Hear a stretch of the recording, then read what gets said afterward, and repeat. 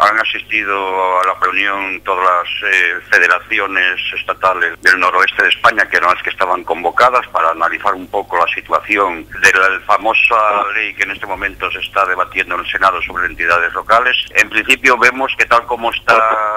la ley, hay dos cosas que las parroquias rurales asturianas perderíamos, que por una parte sería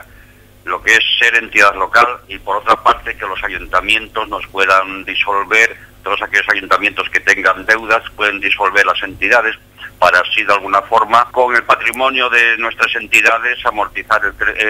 la deuda que ellos tienen. Entonces nos preocupa enormemente esos dos temas. A dicha reunión asistió en principio, pues estaba invitado el director general de Administración Local de Asturias y se comprometió a defender en todo momento a las parroquias rurales. Y mañana en el Senado hay la Comisión de Comunidades Autónomas del Senado para debatir esta ley